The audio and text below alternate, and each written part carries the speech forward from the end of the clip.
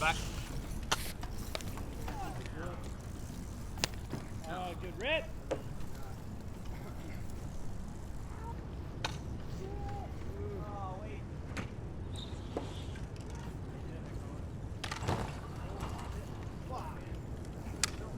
Yep.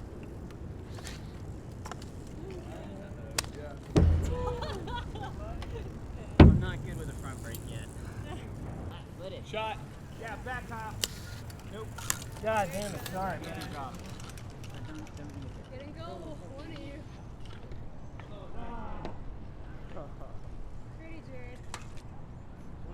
It was just a jankety old tennis court, and we've built it up from like the ground. And we paid for everything. We put our boards up. Like my entire life I've been on a bike. I was always into BMX and street riding and stuff like that, racing. And I saw this, and it was just like had to be on it. I was so intense when I first started playing. I just rode as fast as I could. It was pretty much like a weekly thing for me to go over the handlebars straight onto my head. One of the thrills of playing is just like there's always going to be something amazing happen on the court, off the court. Just it's like a total experience in itself. Just last week we had a 2-on-2 tournament out here. The kid broke his ankle and just snapped it pretty much off, compound fracture. Broke it in 3 places. He posted a picture on the internet last night, and he had like 12 screws and a plate. I mean, that's just, it's Polo though. He was just like, man, I can't wait to get back on my bike. Seen a guy get like a mallet imprint in his lower lip from his teeth because he got hit in the face with it. He wears a mask now, I think. It was me, and then I guess Chris. Chris had the ball going towards my goal, so I was coming in to try to play defense. I locked my brake up, kind of came into him a little bit, and then he hit his brake. He had a front brake on his bike, so he started, I guess, tip forward a little bit, and as I was swinging into him tipping forward and me coming into him just kind of made it me kind of sliding in on the bottom, he laying on top of me, and then another guy, the guy that wears the pads, came in behind us and just on top of all of us, and I was just at the bottom. After we untangled the bikes and stuff, I had a broken foot. Balance, coordination. You only using one hand, one brake. You can only hold the mallet in your right hand. So if you're left-handed, you got to learn to use your right hand, I guess, a little bit more. And balance, because you can never really put your foot down. That's the whole goal, the whole thing. So just learning to use a bike in a completely different way.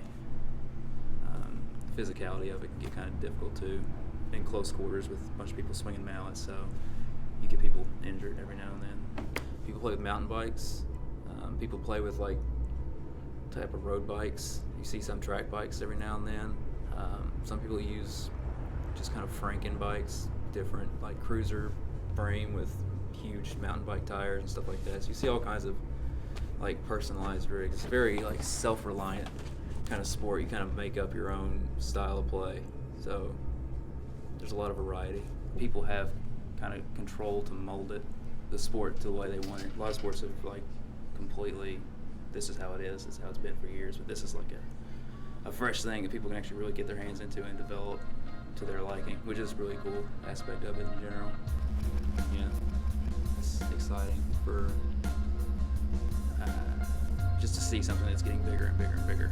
And it's really good, I guess, for Lexington, because this is something that a bunch of people in Lexington really want to have happen, because we're proud of the community that we have that's putting this together. So a labor of love that's coming together to see actually happen. So it's gonna be really cool that way.